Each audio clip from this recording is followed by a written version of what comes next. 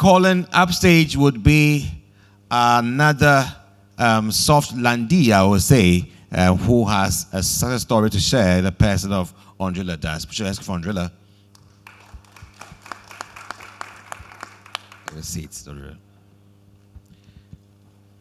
So you asked about impact. Yes, we're about to share some impact, and our colleagues up here will have something to share with you on how they've been able to follow through the EU-AU cooperation to get themselves here in Ghana. So let's start with you, Andrilla, on your own entrepreneurial experience, its origin, and then you are here in Ghana. What was the metamorphosis? What happened? What brought you here? First of all, good afternoon to everyone. I'm super excited to be here. My name is Oindrila Das. I was born in India, so Indian by origin, but I moved to Ireland many years ago, more than a decade now, for my education. I'm a genetic engineer by profession and a scientist, and have been in the healthcare space for more than a decade. I founded G Clinics 2 years ago, practically from just looking at the gap when it comes to adoption of advanced diagnostics in healthcare, and primarily because I feel modern medicine is going in the proactive route rather than how it is right now handled in a reactive way. What I mean by that is you fall sick, you go to your doctor, they give you medicine, and the trial and error method continues. But I believe in 2025, we know that we have a lot of research going into precision medicine and healthcare in general, but we can actually proactively identify a lot of these conditions and figure out management methods, clinical management methods. So that was really what I was working on as a researcher for the first half of my life. And then I spent almost 8 years figuring out and almost working in organizations like Abbott and Pfizer, observing how this research actually transforms into products which can impact healthcare. But I still felt the real impact that I can bring in healthcare was something which was more precision level in terms of where we look modern medicine is going. And that's why I founded G Clinics 2 years ago. What we are building is clinician-first AI tools, helping general doctors diagnose genetic conditions and women's health conditions in a much more faster and effective way. What essentially it does is gives the power to any clinician. It could be your GP, your local doctor sitting in Medina or in East Legon, be able to diagnose conditions which we always think you have to go to Corlebu or you have to go somewhere else to find a solution for it. So our tool is going to be able to empower all clinicians to figure out the root cause of any disease that you have, not just limited to cough and fever. Amazing. Some applause, please, guys. And you also want to hear from Martin on the value of soft landing and training programs to the ecosystems both in Europe and Africa, and how is ICUK prepared to engage African innovators? Yeah, thank you. Again, Martin, huh? Well, let me just say that I'm interested in your project as well, because one of the important things in my country and region is that the fact that we are strong in healthcare, and we have the biggest network of the hospitals in the middle in Europe. So that's why it's quite interesting to get know or to understand more about your project. So yeah, that's the point. Now back to the questions. Let me just put three things together. If we are talking about soft landing, not even to our country, we have a national agency supported by or created by the Ministry of Industry. That's the point right here, to give you some experience how we are making it in Czech Republic. So for the soft landing, we have a national agency which is called inside the country check invest, outside the country check trade. And those organizations are, as I already mentioned, below the Ministry of Industry. Top of that, we have an innovation strategy, one of the answers to you here, which innovation strategy is fragmented to each region and are responsible to the Ministry of Industry. So I'm in daily contact also with the Ministry of Industry as a head of the innovation center in my country. So we are really connected and we are really in the good shape in national level. So if you have those supported organizations like a Check Invest and Check Trade, and we have already some offices in Latin America, we have offices in the United States. So I have an example as well that we have soft landed just 3-4 weeks ago our, let's say, startup in healthcare in Silicon Valley. And now is the question why we don't have Silicon Valley in Czech Republic? Why we don't have Silicon Valley in Europe? Why we don't have Silicon Valley in Africa? Huh? Or even better, in Ghana? So that's the question I'm raising to myself.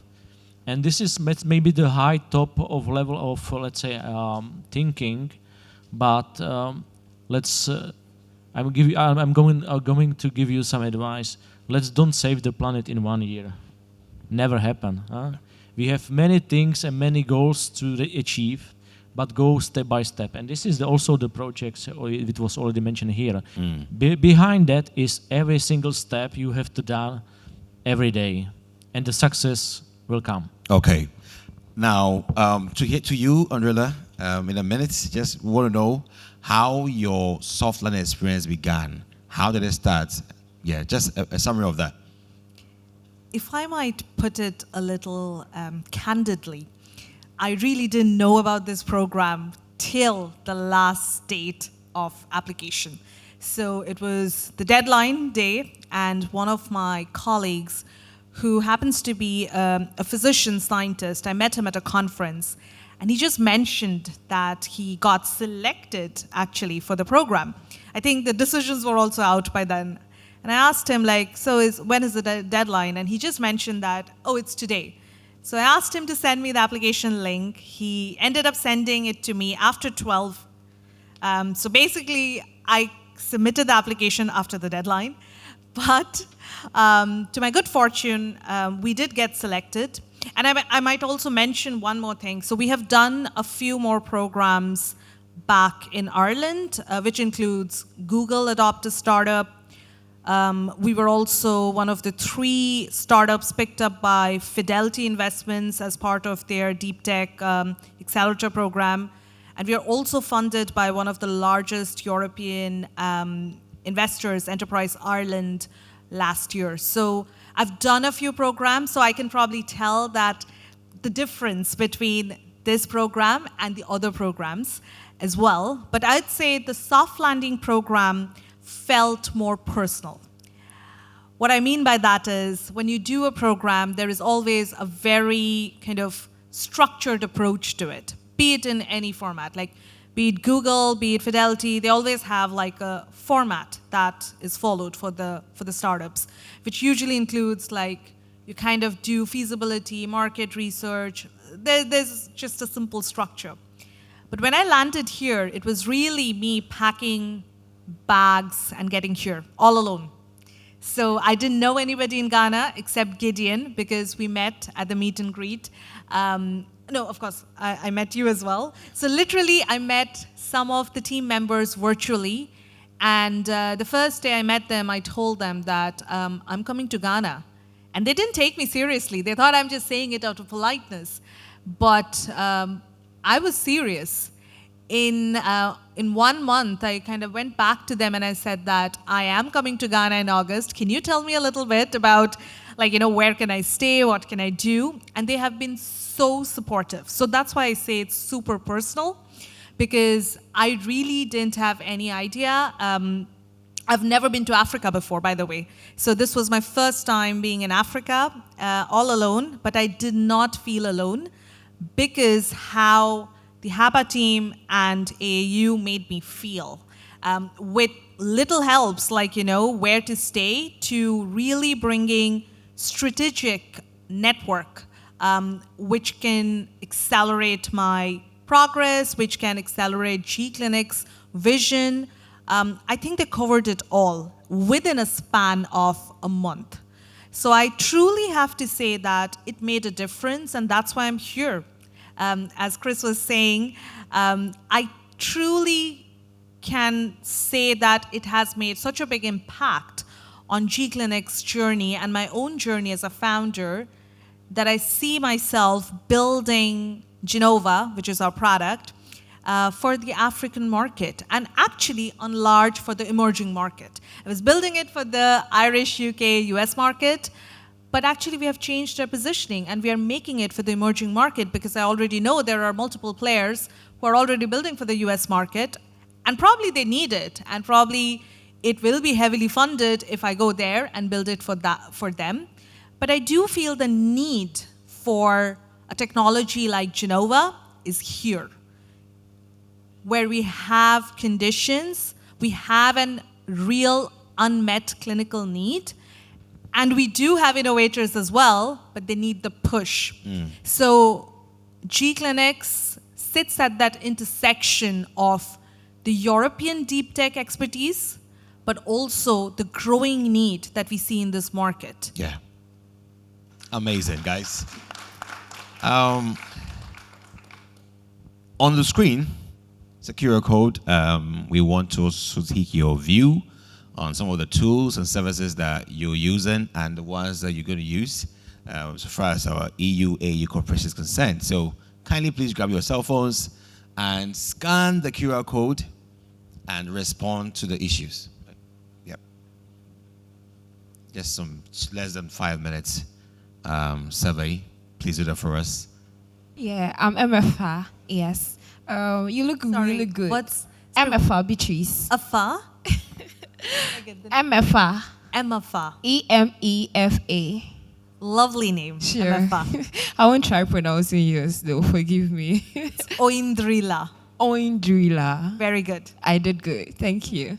So I would say you look really good, and Thank you. yes, you've done well. 10 decade into genetic engineering. That's a good one.